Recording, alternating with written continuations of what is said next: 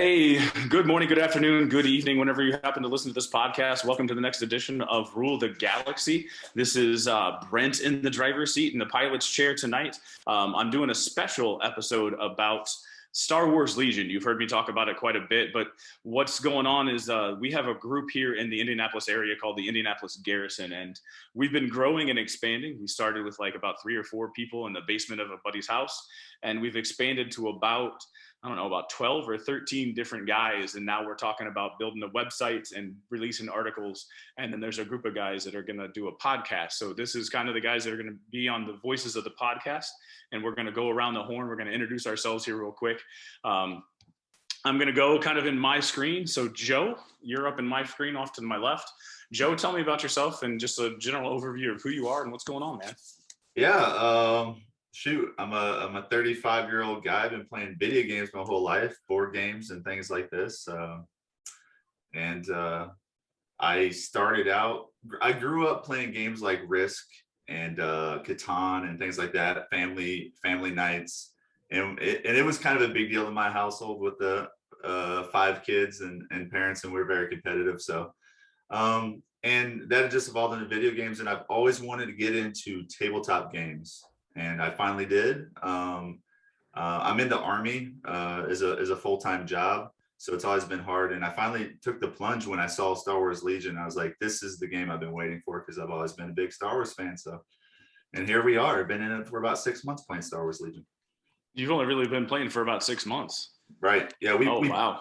We bought actually, and a few of us here with me today, they'll tell, we just got into it right before the end of the year and really started playing around February. So, yeah. Cool. And I will also say thank you for your service from here. Thank you for making that choice to serve. I think I forgot one of the things that I always give Joe crap about is being consistent. So our social medias, you can follow us on Twitter at Rule the Galaxy SW. So at Rule the Galaxy SW. We have a TikTok, which is Rule the Galaxy Podcast, or the Rule the Galaxy Podcast. So if you want to watch TikTok, D-Doc, one of our regular co-hosts, posts a lot of stuff on TikTok. You can also reach out to us and email us at ruletheGalaxySW@gmail.com. We also have an Etsy shop with our merch. We have really cool logo shirts. We got some sweatshirts. We got hoodies. We got hats. So if you go to Etsy, all caps, Rule the Galaxy, there's merch there for you as well. So I forgot about that. So thank you, Joe. Matt, you're the next one on my list. Talk to me just give me a general overview of who you are and what's going on, man. Yeah, so never really saw myself being able to play or enjoy miniatures tabletopping. So that's kind of a surprise for me sitting here, doing that. I had a work friend that got me into board games probably about 6 or 7 years ago. And so, at the time, my exposure to board games was pretty much Risk and Monopoly and that kind of thing, and always kind of enjoyed it, but never really had taken into that. So my buddy got me into that. We ended up discovering Gen Con, living here in Indianapolis and having that locally. And so I ended up playing, a ton of board games and really exploded. I think at one point I had like 150 board games in my collection. And I was just like, okay, this is just a madness. And really enjoyed Imperial Assault. Some of you may have heard of that, some of you haven't. And from there, once I started playing Imperial Assault, I realized that there was a new game coming out called Star Wars Legion. And I was like, well, it looks really cool, but like I already have Imperial Assault, so do I really need another Star Wars game, And so one thing kind of led to another, and I ended up testing it out with a friend, and then kind of got hooked and on the plastic crack, as we kind of joke about it. And I bought in and went full force into it. Really own 3 of the 4 or 5 factions that they have out. Just been playing for about 4 years and just really enjoy not only just the game, but seeing the community grow and being able to network and make connections with people. Cool. Thanks. And so I'm going to go down to the next one. I'm just going kind of down, counterclockwise on my screen. Dan, I believe you are related to Joe and Mark, who we're going to hear from here in a second. But I'm going to ask a question to lead you into this. Did you ever beat your brother, Joe, in any of the games that you played growing up? Not with any type of consistency. Not with any type of consistency at all. Who would be the best board gamer then in the family? Would it be Joe? Well, I would say it's Joe, and that's not due to raw skill and talent. It's more just due to he's going to invest more time into learning that game than anyone else. And it's the whole we used to play a bunch of Halo. Joe was a little better than me. He was definitely better than me at Halo, but he played 5 times as much Halo as I did. So that's really where his winning skill comes from, I suppose. All right. So tell me a little bit about yourself, sir, and how'd you get into this world? My brothers and the collector, our friend John here, they had all talked about it late last year. I was kind of hesitant. It is a big buy. It's a big ask. It's a big project. I mean, if anybody's done this hobby, as soon as you put 12 different units together, you're like, oh, wow, they're not painted yet. This took quite a while. And so I was a little hesitant.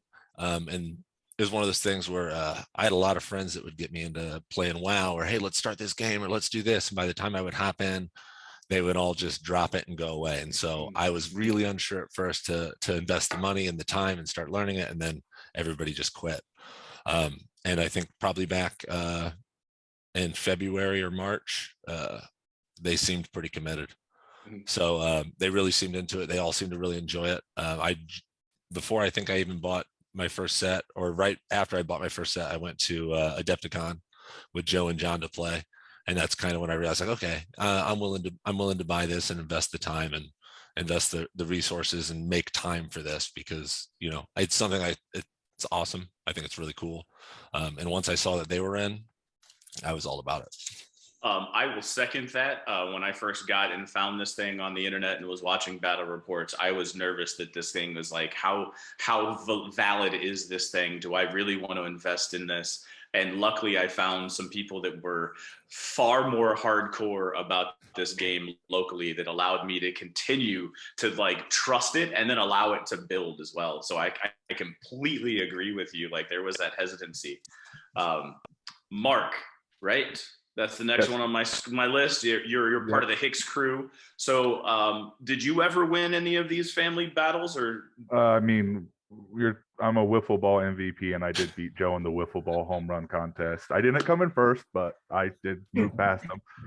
So, yeah, there are some things I won, but I'll say this about Joe: he is the type of guy who I legitimately think if Joe keeps playing this game and doing what he does, I wouldn't be surprised if he becomes a top 5, top 10 player in the rankings. I don't know if they're regional, national. I don't know how they all work, but it wouldn't surprise me, because he was a top 10 player in Red Alert too, and just in the world.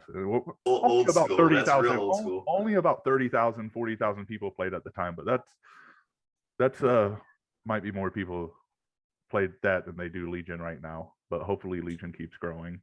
Stop talking about me, please. Right. Sorry. So let's talk about you for a minute.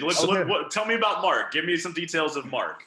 Well, I've always loved Star Wars. I think it might have been Matt I was telling at the tournament. One of my first memories was going to Toys R Us and getting the old Star Wars movies, and always enjoyed them.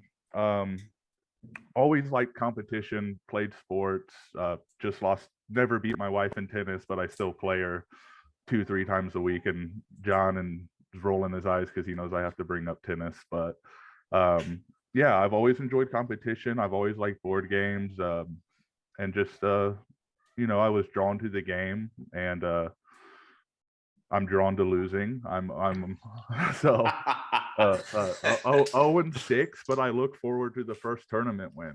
So I'm gonna keep grinding it out. I'm gonna keep playing until I get it, and then when I get it, I'll never play again.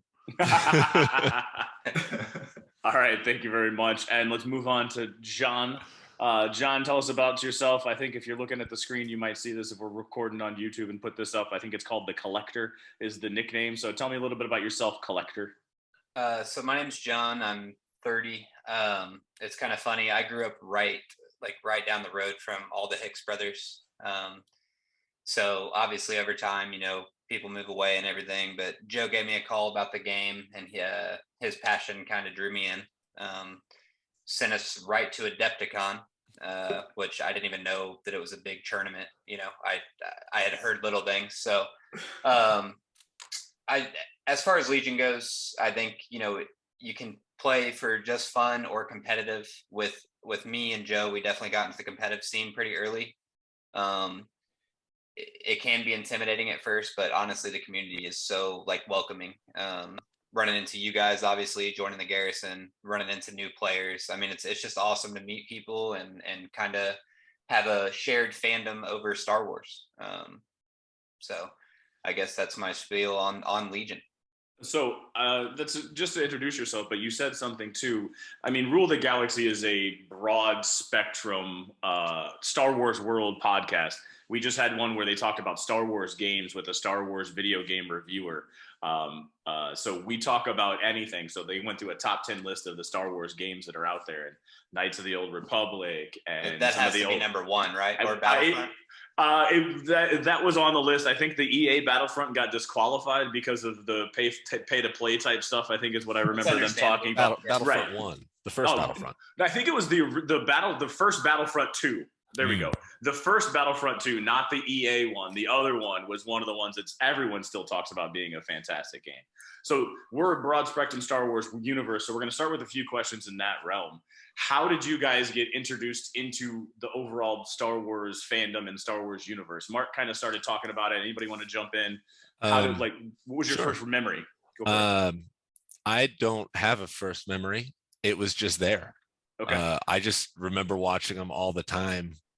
I mean, over and over on VHS.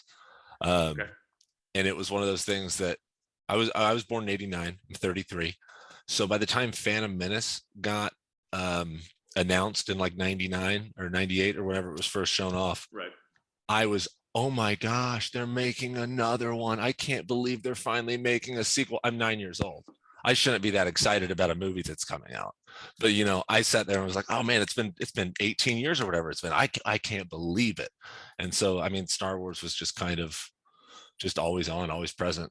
Scholastic Book Club, I was buying the Star Wars book and I wanted to know about TIE fighters and twin ion engines and how they worked. And I mean, it was just all of it. Yeah. You got into the deep part. Fortunately, not fortunately, but I got out of that. So there's a lot of deep stuff. Especially going to these Star Wars things. There's so many huge hardcore fans that have seen and read every Star Wars bit of lore that I'm like, I thought I was a fan. Maybe I don't really know anything. So it's definitely been interesting.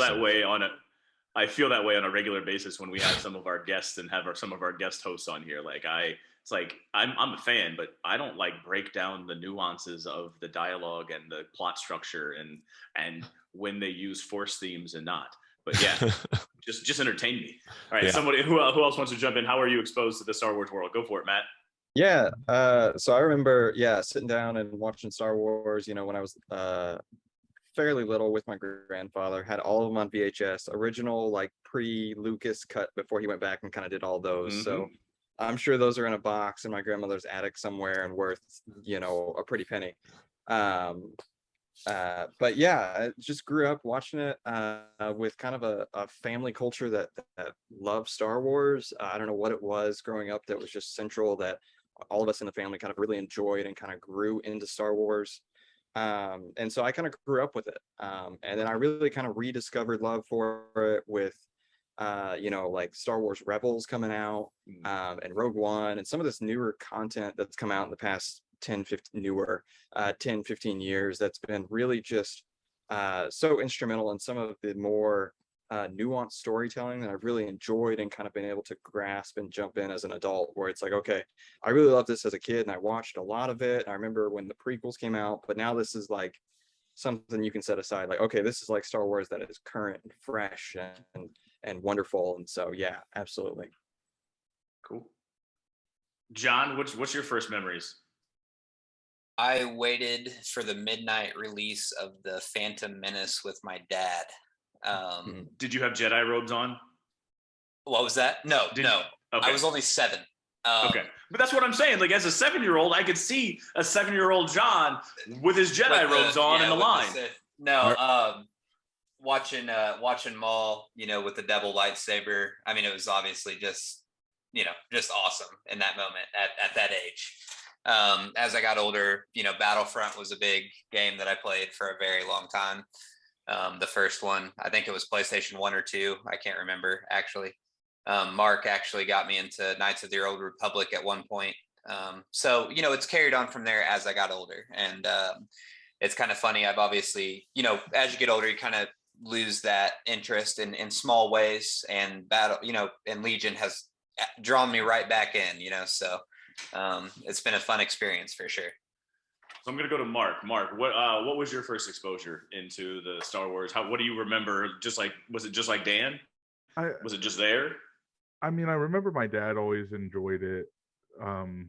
Not that he was like some massive fan, but he liked Star Wars, as most people do. And just going to Toys R Us as a little kid, and getting Star Wars stuff. But with that being said, I mean, it was always there. It was just the movies, going to see the movies. I actually remember John and his dad going to see Phantom Menace, and I think that I remember his dad talking about the standing ovation at the end of the movie. Oh, that's awesome. People might have been a little harsher a couple weeks after, but yeah. So, and then just have always loved it. Has always paid attention to it.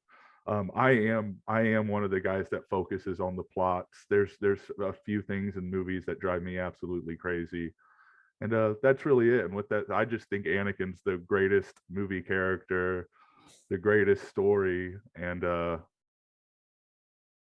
told in cinema. And I just really enjoyed those prequels, and really enjoy that Revenge of the Sith and all that. So would you consider, and this is another question to think about because I'm going to go to Joe next, but the next kind of question to think about while Joe's answering is, would you call yourself an original trilogy, prequel trilogy, sequel trilogy? What would you consider to be like the Star Wars that was like your on-ramp, your entry point into the world? I remember the originals more. Okay. I remember seeing the originals at such a young age before the prequels, what I feel like. So yeah. Okay. Which I was 5 or 6 at the time. Right. But for some reason, before the prequels, I remember those original movies. So Joe, what brought you into there? What were your first memories? Because I think you're a little bit older than your two brothers. So were you the one that had the video on and just forced them to watch? Probably. Honestly, I don't remember. And it's gonna kind of be an echo. It's just Star Wars was always there. I don't remember if my dad brought the video. If I asked him to buy it, I don't know. But once we had those movies in our house, I mean, every week those movies were on for our entire childhood, one or the other. And so yeah. I mean, to that question of the series, I mean, you can't. What is it? Blood is thicker than water. So it's just like the original. That's where it's at. I can't, no matter how much better the CGI gets, I can't go back on the story and the character development and stuff that's in those originals that you sometimes miss. So yeah, we just saw just those movies, just watch those movies nonstop. And so yeah, same as them. When that second series, when episode 1, 2, and 3 started coming out, I mean, we're the most excited kids in the world. So like a lot of us were. So John, you're a little bit younger. Are you a prequel trilogy or are you original trilogy? What would you consider to be your Star Wars that you keep going back to, or your Star Wars that you like the best? I don't want to upset anybody listening, but yeah, no, episode 1, 2, and 3 for sure for me. So prequels, you're talking prequels? Yeah. Okay. No one's listening. We have people all over the world, all over the map on this thing. Like we have people that like everything. So yeah, you're not going to upset I think anybody. that just resonates with me more, Brent. And okay. Obviously the original story is better. Okay, like we can say that. Wait, I have a question, John. Have you seen the first 3 before that one, or no? Yes. Okay. All right. Man of culture. But it resonated. There was something about it that, like, you at the time, did you see yourself as like a young Anakin in a way? Like, I mean, did you kind of like identify with that young Anakin character? I loved Qui-Gon Jinn. Okay. I loved Maul, and I loved Obi, and I loved that storyline. And I liked that they went a little darker in episode 3. And I don't know, I was just a huge fan of that time. So Dan and Matt are the other two. Which one what is your Star Wars? Go ahead, Matt. Brent probably knows me well enough. He's probably gonna know my answer to this. But yeah, I mean, when I was younger, I probably would have said prequels too. But as I got older, definitely the original kind of era. And I say era because I enjoy 4, 5, and 6 a lot. But Rogue One is what does it for me. Like that is that era of like, okay, we got to see like updated. It's no longer necessarily about the Jedi or the Force, which is cool elements. I really love that in Star Wars, but to see kind of something we've never seen before, which is, you know, like battles and like, you know, it's the people without any kind of like supernatural force looking out for them. It's just they're on their own and they kind of have to get the mission done. And so it was a very cool, interesting take for me. And it just brought my love back to that original trilogy of like, all right, and it made me want to go back and watch 4, 5, and 6. And so for sure. But there is Chirrut, right? The Force is with me. I'm one with the Yes. Force. The Force is with me. There is a little bit of the There is Force a in little there. bit of He's one that, of my yeah. favorite characters. He's one of my favorite characters ever. And so, Dan, last one. Hit me with it. Matt's got a great point. I think I mean, for me, it's got to be the original trilogy. Just with how I know for a fact I've watched them more than the rest of Star Wars combined. I was gonna say Star Wars Episode 8 singularly is the one that I love the most, but I couldn't keep that joke going, so I just had to go. But I agree with Matt. We might have lost some listeners if you stayed with that one. No. I agree with Matt though on the Rogue One story, on the non-Jedi themed main character.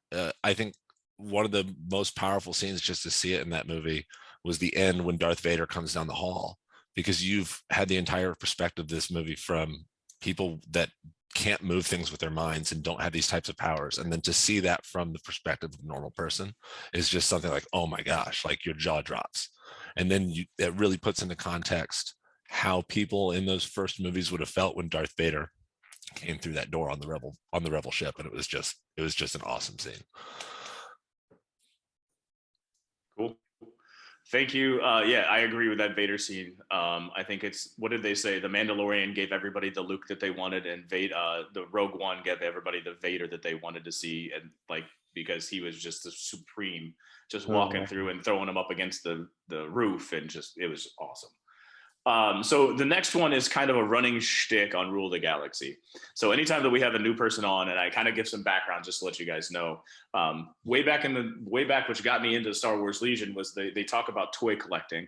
And so there was a conversation, and we were talking, I think, about maybe just doing a Dooku deep dive, like some talking about Count Dooku, and everyone's like, or they were talking about the lightsabers at Disneyland, and they have them all laid out, and like, who's going to want to use Dooku's lightsaber? It just looks goofy.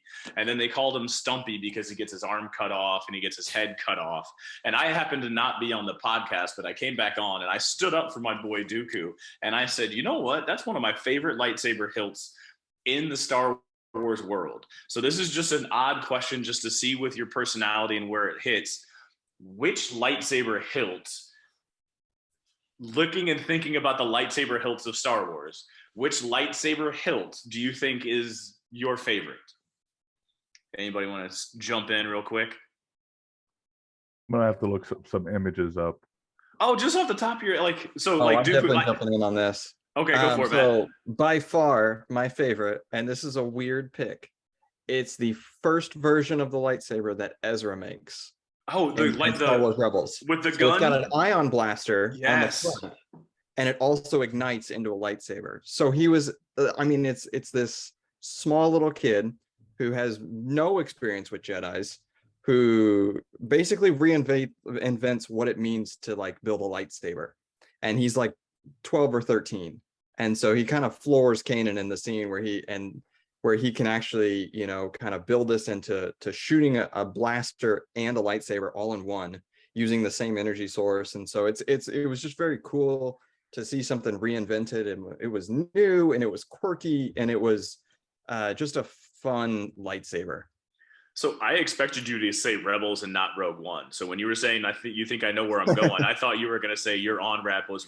So it kind of also does make sense that Ezra is your lightsaber of choice. And to be honest with you, you're the first one that's thrown Ezra out there as a lightsaber of choice. So Yeah. I like it. Anybody else as he was talking come up with one? Yeah, I looked up. Sorry, go ahead. Are we going lightsaber in general or just the hilt? Just the hilt. Like that's kind of the idea. It has to be Palpatine's, right? Okay. Why? It's all chrome. It looks clean. I just think it looks awesome. As far we only as all see the it. other ones go. We only see it though in episode 3, right? That's the Correct. only time. Okay. Makes it special. When he does his like That's the other thing that twirly makes it special. when he does that spinny twirl jump at the Jedis. Absolutely. And I'm not sure why everybody was, dogging on Dooku. I'm pretty sure he fought Yoda, and I mean, but like, so like, I liked it's the curve. It's the curved blade. It wasn't like because it wasn't a traditional. It wasn't Luke's. Correct. Because when I ask this, a lot of people go with Luke, but Dooku has that curved one, and I'm like, dude, he's a man of regality. Like this thing has like this air of legality, and like it's curves so he can do a one-handed fencing style and basically put you down and say, I only need to use one hand on guard. Like it's. He's the man when it comes to those things. I like that saber. All right. The Hicks boys, Mark, we were starting to go. What do you got? Yeah. I typed in Windows. I'm really bad at imagery, but I typed in Windows and then it hit me, and I should have cut John off and gone before him because I was going to say Palpatine. But there's something about the slick, sinister look that fits his character so well, I think. And it's all chrome and it has the gold end on it, and it just it fits him well. Okay, thank you. Joe or Dan? You got one, Dan?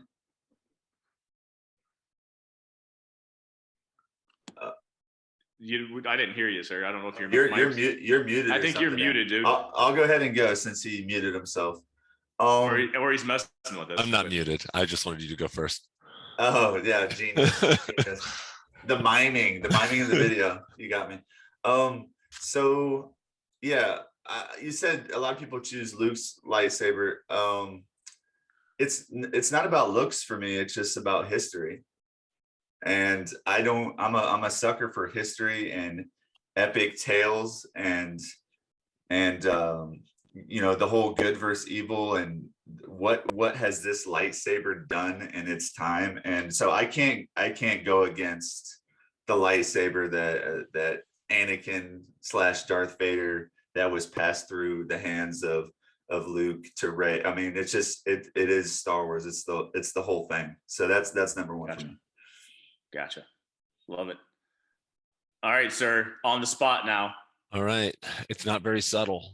You can disagree with me. I love Kylo Ren's lightsaber. It's different. It is unabashedly exactly what somebody like Kylo Ren would use.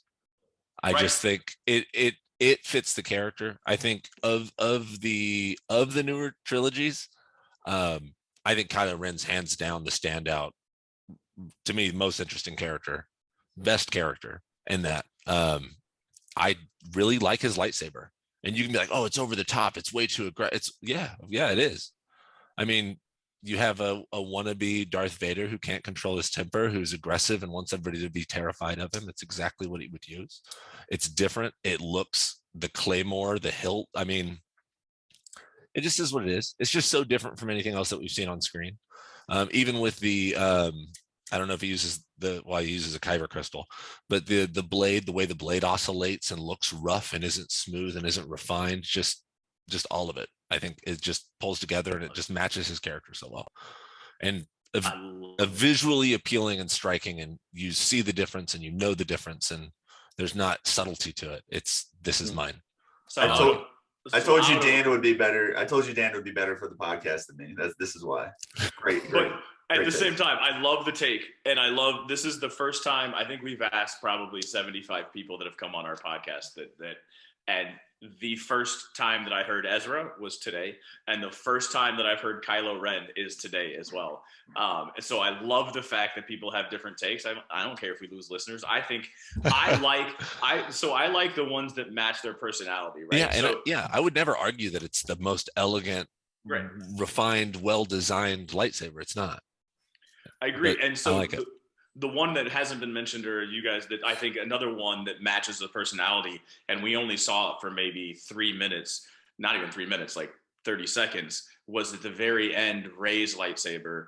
Once she buries all the other ones, the gold lightsaber that she pulls out, because the hilt had like that scrapper look to it, and it felt like it fit that scrapper mentality that she had. And so like Ezra, of course he's going to create a gun and a lightsaber. Kylo, of course, it's going to be over the top and like a claymore and just be aggressive, right? So I like and Dooku's has that curve to it because he's got that elegance to him and like that swashbuckling style. So those are the ones that I like to hear people bring out. So it's awesome. Thank you. So that's pretty much where we'll go with the Star Wars, and this leads us into the conversation that we all came here for anyway. Star Wars Legion. So if you were on an elevator with a random person and you wanted to try to talk them into playing this game, what is your elevator pitch and how do you describe it to somebody? Because I don't know if I can do it in an elevator pitch, but I want to see if somebody else can. Yeah. So I'll jump into that. So the wonderful thing about Star Wars Legion is kind of, Joe mentioned it a little bit. You heard it in themes as kind of we all talked about, how we got into Star Wars Legion. A lot of us started with video games. And so the thing about video games is you get to either build your own army or play your own character. And a common theme in video games is being able to customize your character. And so for me, the big thing about the draw of coming into Star Wars Legion was be able to kind of bring my own army that I've designed, painted, made them my own feel, and then I get to use those pieces to play a game with other people. So I mean, people have had board games, they kind of understand, Monopoly and Risk. This kind of takes some of the concepts of Risk, takes it down to a more simple, streamlined scale, and allows you to kind of fight your own opponent's armies and play out Star Wars scenes. You can play out things like the Battle of Endor, the Battle of Hoth, and allows you to kind of reinvent your own themes too. So if you wanted to fight an army and you have Luke Skywalker and your opponent has Darth Maul, and you wanted to kind of see how that shakes out, you can kind of play those own battles and do those own things. And so it allows you to really just kind of build your own storytelling and your own worlds, while also playing a game of just pieces that you've designed and made yourself. And there's just a wonderful feeling of like kind of some pride with it as well, that you've made this army, you put the time and energy into painting it and getting it all together to really enjoy this experience, because that's really what it is. Star Wars Legion is it's a tabletop experience that you can kind of enjoy. Yes, if I can add on, like, so it's an experience. I want to echo that, because it's more than just actually playing the game. So for the folks that have no idea what it's a tabletop war game with miniatures. You buy the miniatures, you could collect them, you glue them together, you piece them together, you paint them if you so choose. So it's a whole experience. And family, like my family's in on it as well. Like my wife paints. My kids love to help me assemble them and lose things. And like every time I get a new box in, they're like, "Can I help?" And I'm like, "Okay, let's." But I want them to be a part of it. And then once you get it all put together, and you can, if you don't like that part, you just want to play the game, you just want the tactics aspect of what that tabletop game is, you can skip that. You can just glue them together and start playing. And what drew me in initially was that it's an army-based, army versus army, faction vs faction game, where you'll place anywhere from 20 to 50 miniatures on the board and maneuver those squads around with measuring tools, taking turns, taking activations and trying to outwit and outgun your opponent with the dice. And I find those types of games a lot of fun, and there's a lot of room for, like Matt said, customizing, building the army you want to build, bringing a story you want to bring. So yeah, it's just, I was all in on it. When I called John, I said, John, are you ready? This is the next big thing we're getting into, and you don't have a choice. This is, by the way, Brent, this is a long elevator. We're like Sears Tower. We're going down. Oh yeah, there's 111 floors. I hit every one on the way down. Yeah, we the kid that just goes. Yeah, absolutely. That's the only way we're getting this pitch out. Right, and I feel like, and that's why it's hard to boil it down into an elevator pitch. But does anybody else have anything else that they want to try to say?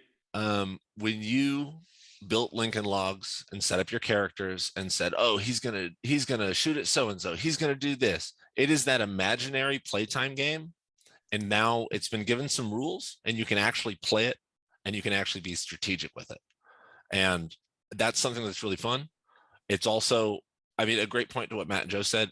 It's something that has so many different aspects of enjoying the hobby.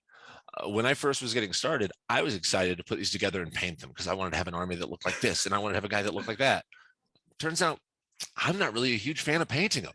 I mean, I do, but I want my things to look nice, and I haven't had a lot of practice, so I freeze up and I don't, let me just play with them. And I've had a ton of fun playing with them. And I think one of the interesting things when you go even to these tournaments, which are competitive by nature, there's people that are just huge Star Wars fans, and they like playing with Star Wars characters, and to them it's a way to hop into that world. And then there's other people who are sweaty, try hard. I did the math and ran the numbers, and this is the most competitively viable team, and you're gonna not have fun today. And then not that they can stop you, but there really is that. There's the very competitive aspect. There's the I love Star Wars. There's the I like minis and models, and I want to build pieces of terrain, and I have fun. There's people that come to these things and just bring a container of terrain and set up a board for people to play on because that's the aspect of it that they enjoy doing. And so I just think if you want to do something artsy or make something, it really gives you an opportunity to explore that and however you choose. Long elevator. It is a long elevator, right? So I boil it down to the same thing. So one of the things I try to tell people too is when I was a kid, I had my Star Wars 3 3/4 inch toys. I also had G.I. Joe. So I actually had more G.I. Joe toys than I did Star Wars toys, even though I watched a ton of Star Wars. But I had G.I. Joe toys all over the place. And I remember going to in the neighborhood, we would set up in the backyard, we would put the toys out, and then you would throw rocks. And it was if it hit that rock, that's going to be 1 damage. If it's a vehicle, if that guy falls over, he's dead. And I'm there's just that nostalgia of doing that same battle. And I've said, if they create this Legion with G.I. Joe characters, and I know they've done some other things with G.I. Joe, but if they make one with G.I. Joe characters in this world, I would probably get divorced because that nostalgia of playing that game is there. The other thing that I try to throw out is I feel like it's a 3-dimensional chess, right? So it's a version of chess with different objectives than what chess is, but you have an objective to do things, and you're moving things around you have chess pieces, and you're trying to play strategically against somebody else. So it's a version of chess where you play out a Star Wars movie. So that's kind of where I go. John, Mark, do you guys have anything to add? I think we're at the bottom floor. Okay. I was gonna say. So we were going down. I was going in my head. I go up on the elevator speech. In your head, you go down. Well, we might have hit the bottom after Dan got done talking, and now we're going back up. I don't know, but no, right. I think you guys pretty much nailed every point. It's there. You can be as hardcore or as easygoing as you want in the tournament, and I know the Indie Garrison at the place they do the tournaments at isn't maybe the most competitive, serious tournament, which I enjoy being a new player. It's laid back, everyone's friendly, and I mean the community's arguably better than the game. Yeah, I haven't played someone where I'm oh my gosh, I can't stand that guy. Mm-hmm. And I'm sure they're out there. I'm sure they're even at those events that I've gone to. But overall, everyone's been really great so far. So Gotcha. John, you got anything to add? One thing I hate doing is echoing people, and I feel like the only thing that I can add, Brent, to this is you can't. I was very impressed with the how many characters you can actually play as. So as far as like the fandom goes, you want to have a army centered around Darth Vader. You can, all the way to Sabine from the cartoons. You know what I mean? So just that wide array of selection is very cool. Yeah. So now that we talk about the elevator speech and what it is, let's be hardcore and kind of explain it to people that have never seen it before. When you go buy a box, let's just talk an expansion box. What are people going to buy? What does it look like? And then how do we go from how do we get into, if we were going to get into the game, how do we get into the game? Short and sweet. How do we do, where are we at with that? Yeah, I'll jump in on that. So yeah, when you buy into the game, normally you're going to buy your starter box. And so a box is going to come with a bunch of units that you need to play, and they're going to come in on a sprue. And what that means is it's going to be something that probably looks kind of similar to this. If you've done a model car, right. So I was going to say, if you're watching YouTube, he's showing up what a frame is, what some people call it. Yeah. But think of if you've ever seen models put together, like a model car, a model airplane. Mm-hmm. They have things that you have to clip out and glue together. So that's part of this hobby is modeling and putting together models. That is a part of it. So yeah, you would take snippers or a pair of just sharp knife or scissors. You'd cut apart the sprue, be able to kind of take some super glue, and then they'll have instructions with them to glue that model together. Very similar to a model car, model trains, if you've done any of that. So it's putting your minis together. That's the big first step is, you're getting a box. It's going to have unassembled minis. You kind of throw it together. And then you can choose to prime them and paint them if you want, or you can play with them and they might be gray, and that's okay. The other thing that comes with it is there's going to be some measuring tools on figuring out, my unit can hit your unit. Well, okay, my unit can only shoot so far. So let's measure that and see if it's in a range. And so those are range sticks that slot together, and you get about 4 of those. And then there's also movement tools, and those are simple as it's just going to be, you lay it down, it's got a hinge in the middle, and essentially it allows you to measure, okay, my guy can only move so fast, so he goes from point A to point B, and that's how I move him. The other thing it's going to come with is going to be dice, both for shooting and then defending, and then as well as tokens. And there's going to be a bunch of tokens and cards for each character that explain what they do, and here's all the gear that they can take, and here's some guns that they can take. So cool. And so and then so I'm going to go back to, thank you, that's basically what you're going to get when you get the expansion, and that's how you basically get started, is buying those stupid things, or those things. I didn't say stupid, did I? I might have. I think you did. I might have. It sounded like it stood in there. Sometimes I feel like you must have put together one too many B1 droids squads. B1s. They are stupid. They are very dumb. I'm 6 4, about 300 pounds, and my fingers are too fat for some of the models, because we're talking an average model is about 1.5 inches in height. So we're talking that's about where they're at. I think I measured them one time, but they're about 1.5 inches in height accordingly. And then you got to put these heads that have 2 parts to the heads of the B1s, and the back of the head is about the size of a grain of sand, and you got to try to glue it onto something that's about the size of a pencil shaving, and not get that glue on your finger.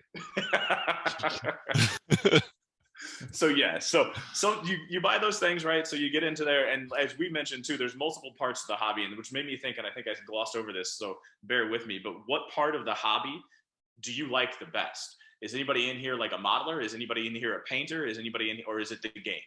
Like, what about the whole situation do you guys like the best? Go for it, John. Yeah, I'll hop in. I think I don't want to speak for Joe, but I would say definitely the actual game itself, the competitive side. I'm not an arts and crafts guy. I really wanted to have fun gluing them and painting them, like Dan said. I've been gluing and painting for a little bit. Joe's wife actually paints my figures, but gluing them together alone can sometimes cause me so much frustration that I want to be out of the game. So that is definitely not my side of it. I had to buy 2 calluses. Let's put it that way. So the competitive side and just the actual game itself, how the rules play out, the terrain, the different terrain is very, very cool to me. So that's definitely my side of it that I enjoy the most. So I'm going to surprise you, John. And I wanted to highlight some for the people listening that might have heard some of this tournament and competitive talk thrown out a lot, and maybe feel discouraged might feel discouraged about that. I am very competitive, and I do, as far as the game goes, that is what I enjoy most, is actually playing the game. Figuring out something new that no one's discovered yet, some sort of tactic, some sort of combo, something that if you tell me a unit's not good, then I go home and I said, I'm going to make this unit good. Let's figure it out. So I do enjoy that, but I'm going to surprise you with this because, and this is an honest answer. The thing I enjoy most about everything I've done in Star Wars Legion is the people I've brought into the game and the time I've spent with them. And that's a little bit of a sappy answer, but it's the honest truth. Because I got into this game and I brought both my brothers in. I've spent more time with you guys over the past 6 months than I have in 5 years. John, I mean, me getting into this game, and I'm not trying to toot my own horn, but I've brought 6 other people in with me. And I think about that when I'm out there playing, and as competitive as I am, and I've been successful at these tournaments I've went to on that scene, I keep in mind when I'm playing, like, I want to be a steward of this game and this community. So no matter, above all, I want whoever I'm playing against to have a good time. I mean, I was just in it. I was my last match to finish the game at the last tournament. My opponent says, I don't know if this is the best move, but I really want to have a Darth Vader battle. And he came in and charged in on my Darth Vader. And I'm gonna be honest, the best way for me to win that match was not to fight as Darth Vader. I could have pushed his Darth Vader away and ran towards his army, but I said, if this is what makes you happy, then I want to give this to you. Let's do it. I want to see what happens. So, I just really enjoy having fun and playing the game with other people. But yeah, that's clear, that was a Vader on Vader, right? You had a Vader and he had a Vader, just so the people listening they understood. So I mentioned Vader, like there were 2 Vaders, face to face, swinging sabers. Exactly. I mentioned faction versus faction. There's 5 different factions. I think Brent, you're going to get us talking about the factions real quick. But there's 5 different factions. But you are allowed to play the same faction. So if you match up or play a game against someone who's also playing the Imperial army, you could see the same units up against each other. So but I digress. But I just really love what got me into the game was Star Wars and the competitive. What's keeping me in the game is the people and how much fun we have. That's bottom line. Yep. I think that's go ahead, Matt. I really enjoy watching this community grow. Just seconding what Joe said. I've been playing the game, I think probably the longest out of all the people on the cast here. I've been playing for about 4 years, and when I started, the Facebook group that we have for Legion was like 5,000 people, and now it's like 30,000 people across the globe, and it just has really blown up, and just met so many great people. I got stopped like twice this week already, like somebody at work who was like, hey, like, you're Matt Evans, you play Legion, and I was like, oh yeah. And just random place, just a random like bump into things of like, that was the connector. And so there's great ways to connect. But yeah, I think for me the big thing is the people, obviously, but painting has been hobbying and painting. I'm sitting here at my painting desk in the garage. You might see some of these totes behind me if you're on the video. I've got tons and tons of terrain that I've built myself just for the joy of being able to play some of those planets we see in the Clone Wars TV show or the movies or whatever it is. And so being able to paint and kind of hobby and just really enjoy some of the experience side of it has really drawn me into this game. Dan, you were getting ready to go. I was going to piggyback off of Joe's point on the Vader versus Vader matchup and seeing something like that. that you want to happen so bad that you don't necessarily care if you're going to lose the game. And it really is, a lot of times I'm making moves and, well, I brought these droids in here to do this thing and I wanted to do that thing. And it gets to the point where that might not competitively be the best choice. So you're sitting there arguing internally with yourself of, this game it's so fun to see it happen that I'm willing to sacrifice possibly winning the game because this is just cool. Like the scene in my mind that I'm creating with what we have on the table is just so cool sometimes. And that really, I mean, yeah, it's super fun.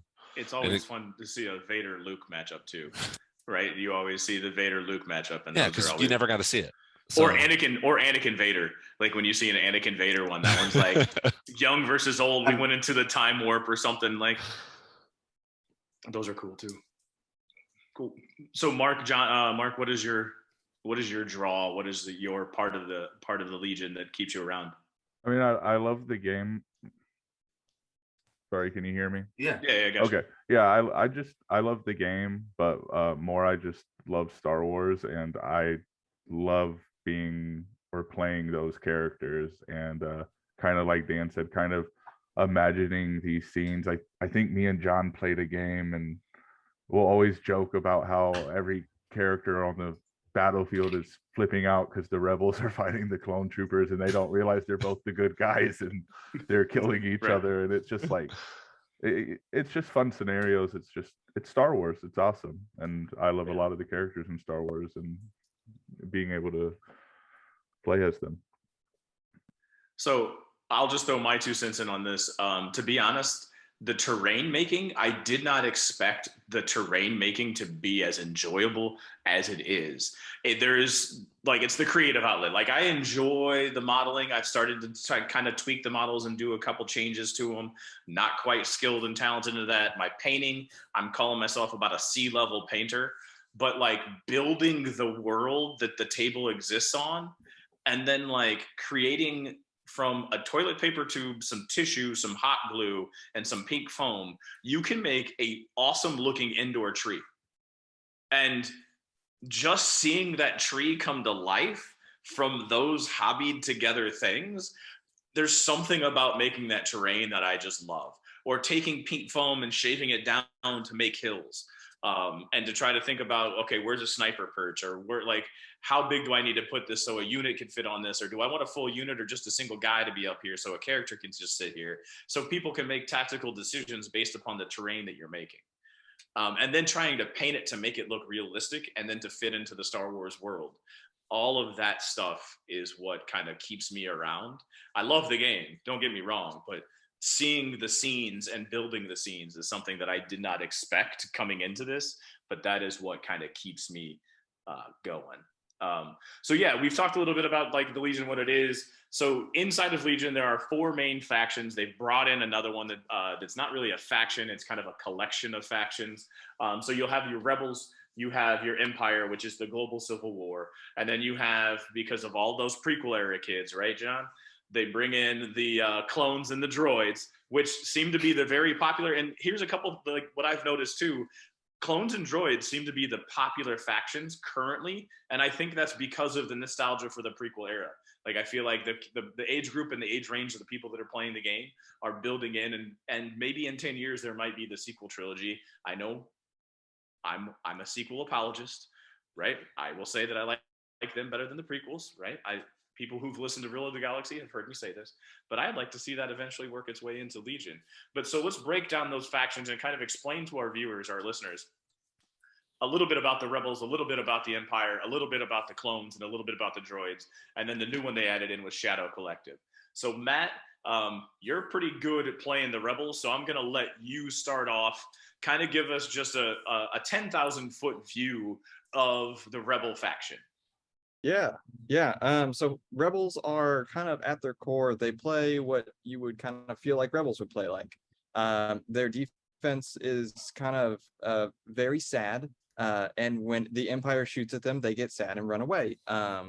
No, that's a joke. Yeah, so they are essentially going to kind of want to dig in, grab kind of their mission objectives, and run away, because they're, the Empire is coming. It's those classic scenes you see from Hoth and those other movies that you've seen, where the rebels are just kind of getting wiped out, or they're not lasting very long, and they're usually winning based on a hope or a prayer. Or in the case of the rebels, they have a lot of really strong heroes, Han Solo, Leia, Luke Skywalker, Cassian's in there, Jin, some of the Rogue One guys. And so they rely a lot on the synergies that their heroes bring, because the core troopers and other things that they have are gonna just want to kind of grab the mission and run away.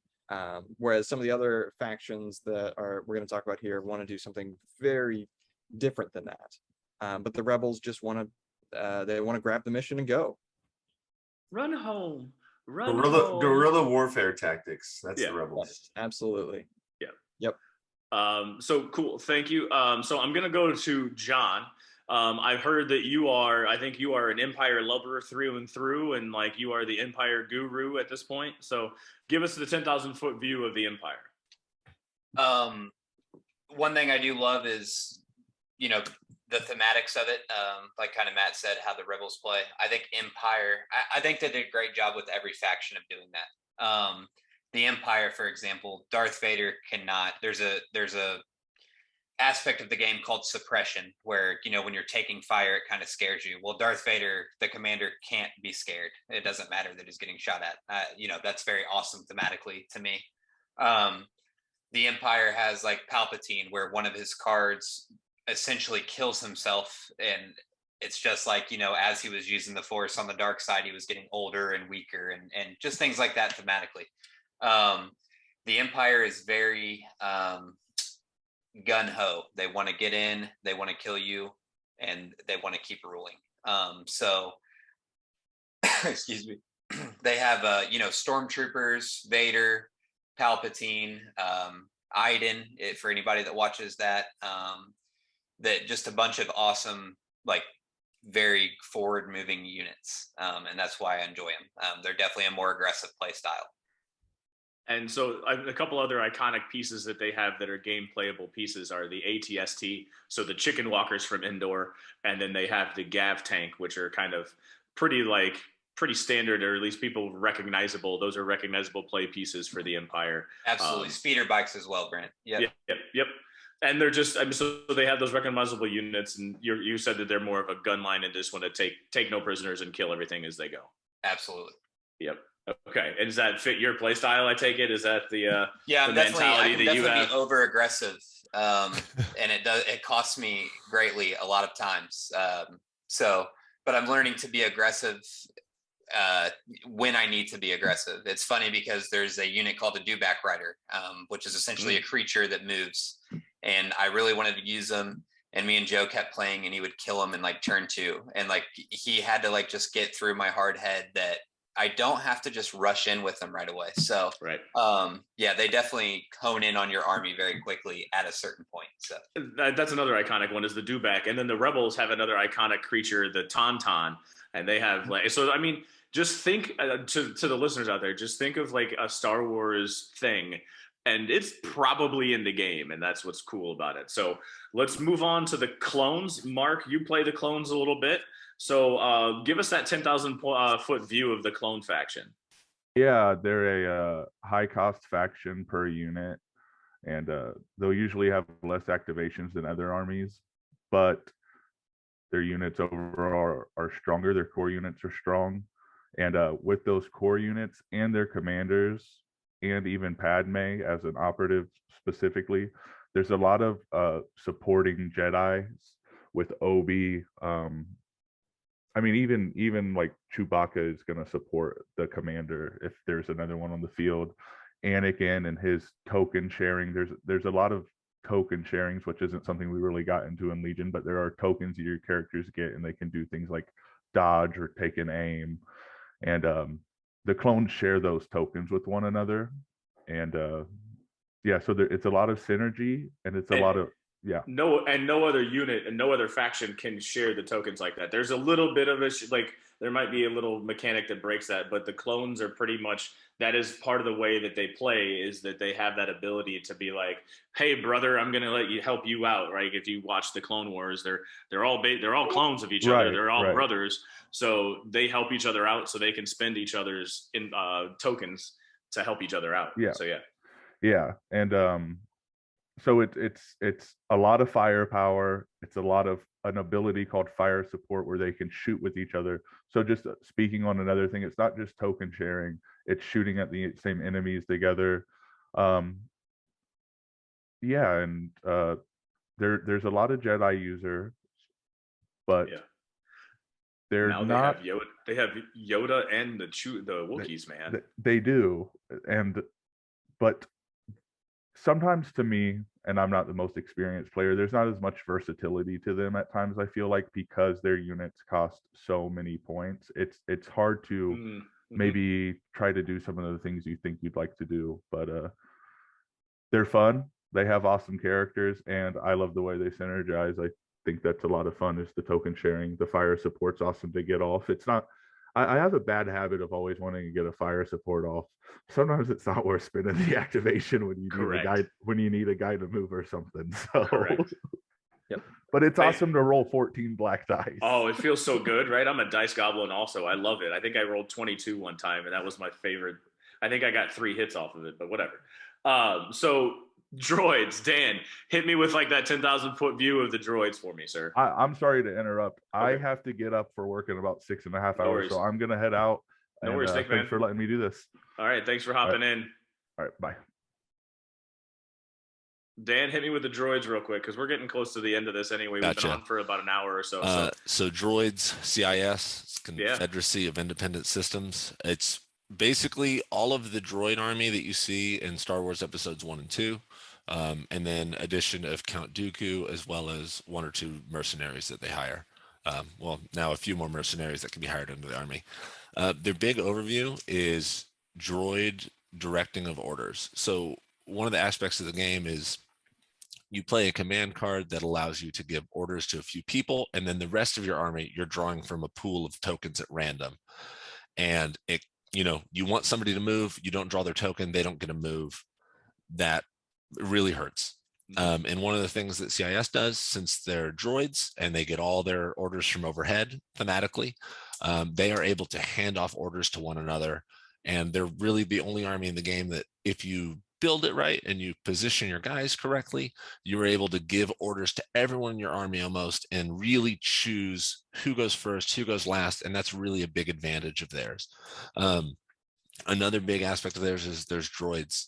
There's a lot of them, and people run a lot of them. Most squads have 4 units in it, a standard, and then they can usually add a 5th, sometimes a 6th. Droids start with 6 units. They can add a 7th and then have an 8th droid. So there's people that run 8 droids a squad and run 6 squads of them, and they have just a massive amount of characters on the board. And they're relatively weak. They do not have the firepower that other units have. They die super easily, but you just have a lot of them. And one of the big advantages in this game is the number of activations and units you have on the board. And droids are very cheap. And so that allows you to really play this army in a lot of different ways. I can run 3 people with lightsabers and run 6 naked droids and make it work, or 2 tanks and a bunch of, there's so many options that you can do.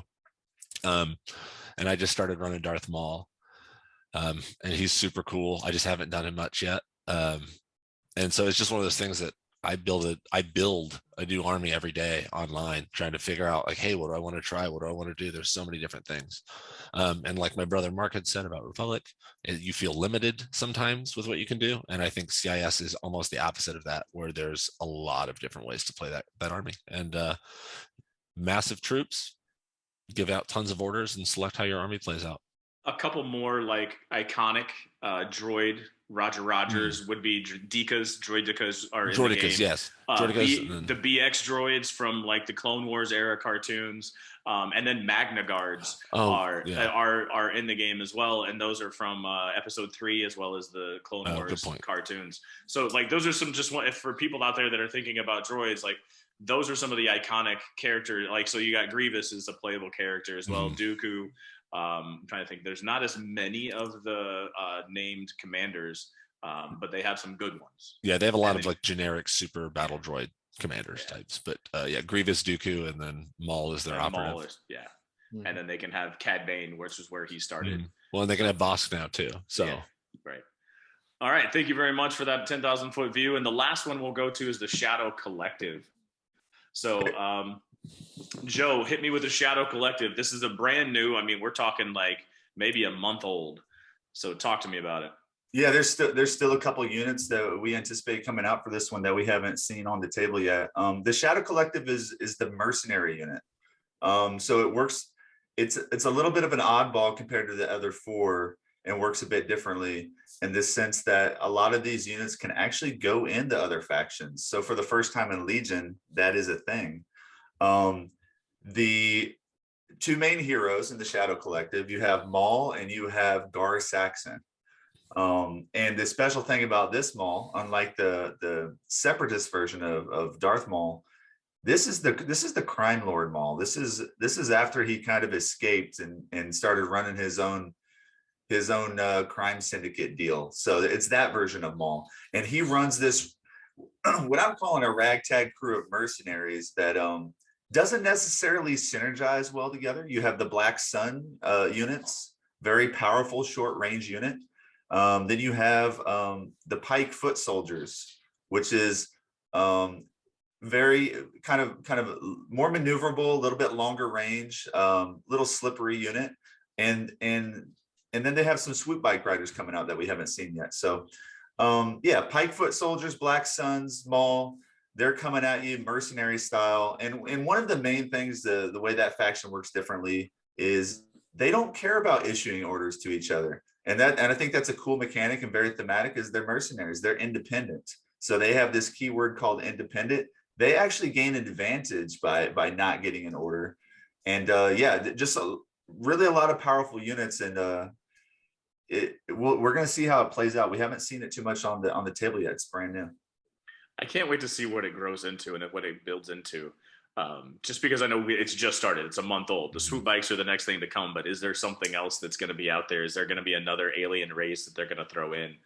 Maybe the Crimson Dawn, right? Which is a little bit, it's newer. It was part of the Solo. It's part of those crime syndicates. Is the Crimson Dawn going to make its way in with like a Dryden Voss? The Tusken Raider and some Tusken Raiders or something like that. Or Gamorrean Guards with Jabba the Hutt as a commander. Like, can you imagine? Like, how big of a base is Jabba going to have? That's the thing. the Gav tank, man. He's going to have a Gav tank base. He's going to have something like that. And he's going to be stationary like the FD cannon. He's going to be and he's got commanding presence where he's got range 4 to give out orders. You just bring him in on a barge. He gets his own barge, No, I think if you have 2 core units in base contact with Jabba the Hutt, they are allowed to carry them. Or one Wookiee squad. Oh, that's right, because they're carrying them in the Mando. Yeah, that's fantastic. So they've alluded to, and they've dropped some news that just for the people listening. So those are the factions that are out there. Those are the ways that they play. Check your local gaming store. You can check the internet. Amazon Prime Day just had, if you saw that, Amazon, they had ran some specials on Amazon Prime Day, some pretty decent deals. So you can find some stuff on Amazon. They're also talking about dropping in Ewoks at Disney Celebration Anaheim just recently. A couple months ago, they had a picture, and there were 16 different models, because I looked at the picture that was online and I counted up the different models, and it looked like there were 16 different model poses of the Ewoks. So we don't know what that actually is going to entail, but we know they have the models built.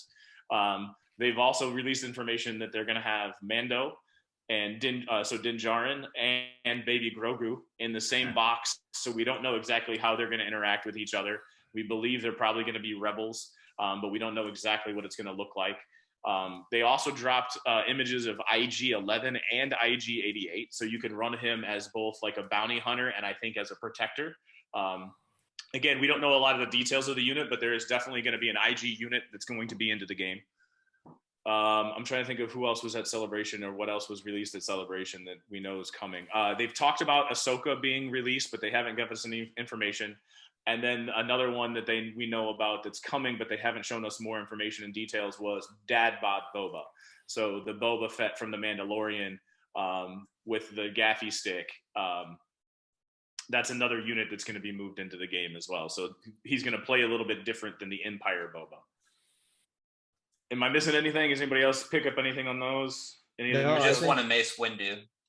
Oh man, we just want to make. No, we don't. He'll be too powerful. We don't want to Mace Windu. Yeah. Well, all making our wish list. I don't get him on the droid army. I don't. My wish list is old Ben Kenobi on the Rebels. They don't have enough Jedi Force users, so let's find, like, that's about the only one we can pull out. Let's get him in there. I say when you kill him on the field, you get a permanent force power that you can use once a turn. Yeah, exactly. Because he's the ghost. Yeah, he's like, run, Luke, run. Yeah, right. So you just give a name token to anybody on the field after that. That'd be awesome.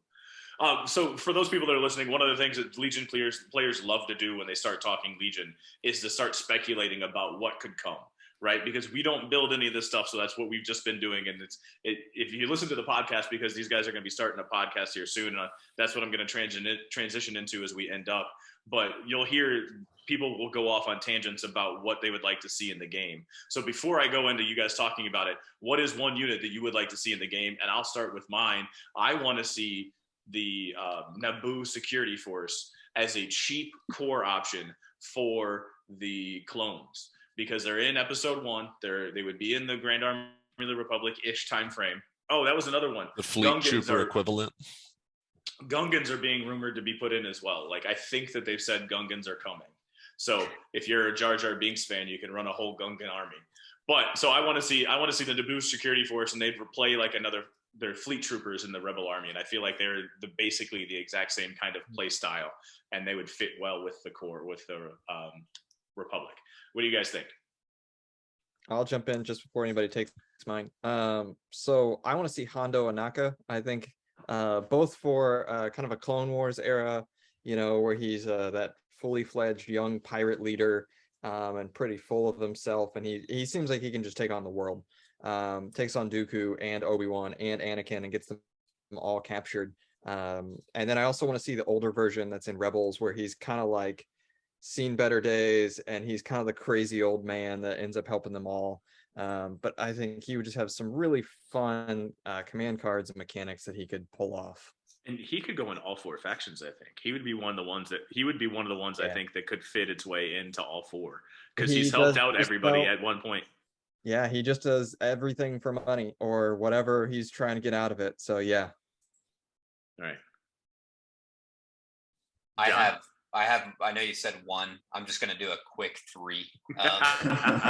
Way to break the rules, but I'm cool with it. Way to break the rules. Sorry, Brent. You know me. Mace Windu was one that I mentioned. Qui-Gon Jinn. I think, come on, those 2. And one that I don't think a lot of people, which was my main one, might not think about is why not General Thrawn? I think you can do a lot of like different tactical moves with him, or different command card synergies that I think would be translate really cool to the game. Yeah. So that's my quick 3, Brent. Sounds good. Dan, you got one? Sorry. Specifically, who do I want to see? I don't know. I'm excited to see somebody from the new series, but from the current series that are out, give me a. So what new series are you talking about? You're talking about the 7, 8, and 9. Oh, okay. From the like, I would love to see them. That's cool. There's a couple people which one? From Solo and which one from 7, 8, 9? I can't remember. Like Kylo and Rey, or there's lesser characters that I want to see. There's characters that I want a normal Jedi character. Okay. I just want a special forces. He's got 1 force ability. He's a special forces unit. He's somebody that you can just put in to add some different variation to your army, and maybe you don't want to drop 200 points on a Jedi. And I think I was talking to Joe about it one day. Not every Jedi in this universe is Mace Windu. And Obi-Wan Kenobi and Darth Maul, they can't all just run into a room with 25 people in blasters and guarantee the win. I mean, I like to see something like that. I'd like to see a Palpatine on my CIS army because he does fight Yoda in the prequels. Yep. Because I don't like it when he jumps up and hits you with Force Lightning 5 times in a row. It doesn't feel good. I would like to do it back, and hopefully my version of it would have more than 5 health. He's a little younger. He's a little more vibrant looking. I'm not really sure. I love it.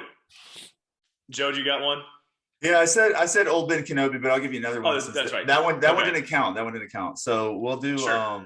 I want to see more mercenaries. So like you mentioned, Honda, or like I just want to see, like, right now we have Bosk, Cad Bane, Boba Fett. I want to see more of those. They're iconic characters. An Aura Singh. Yeah, an that's what Aura Singh. So I want to see. So I played a card game called Young Jedi way back in the day. It died out long ago, I'm pretty sure.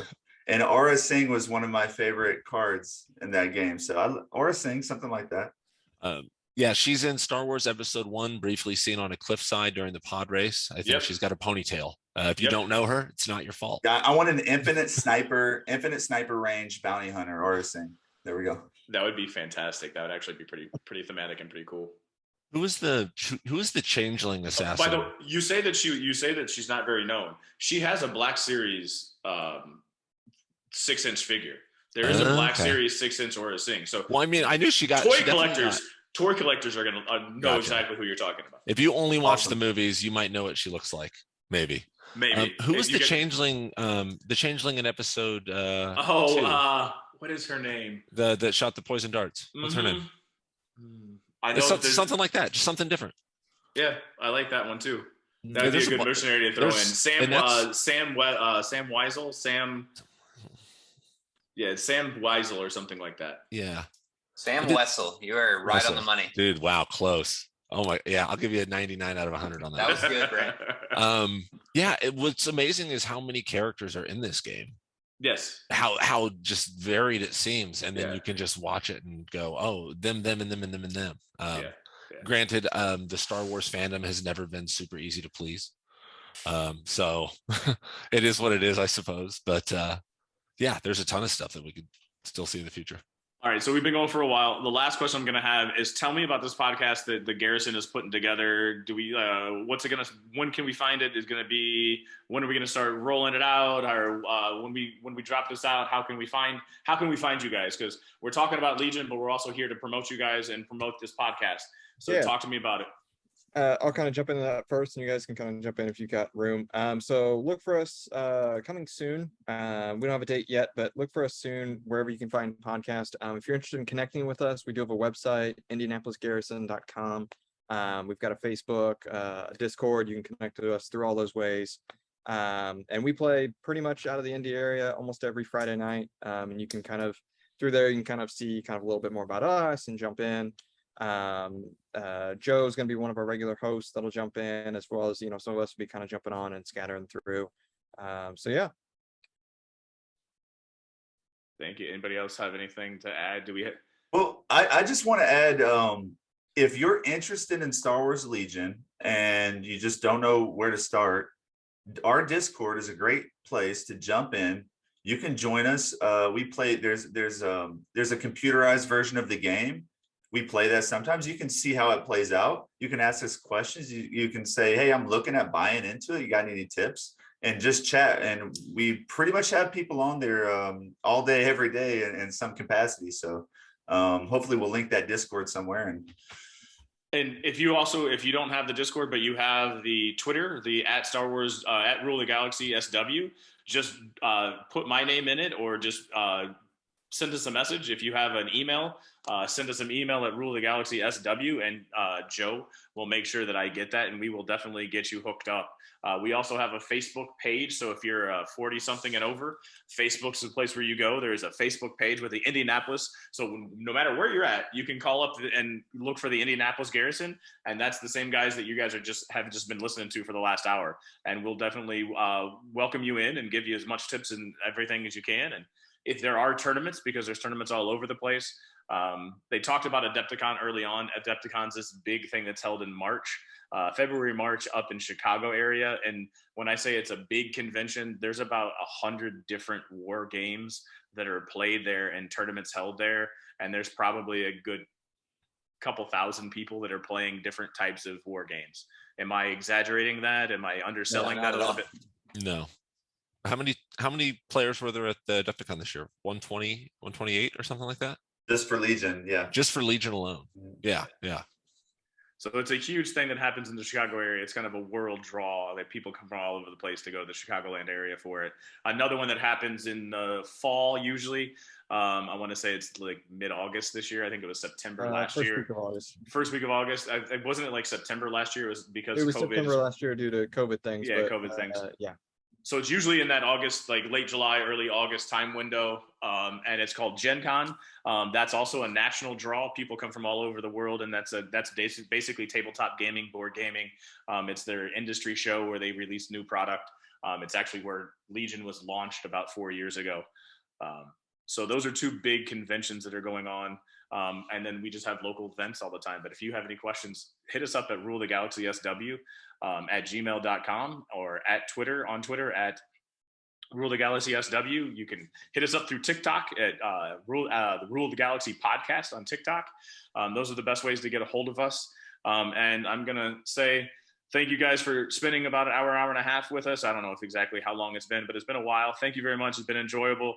Hopefully the people that have listened to this and stuck around to the end might be picking up this game. And that was the hope, is that we expose people to this game that we all love. So until we meet next time, until we hit another episode, may the Force be with you.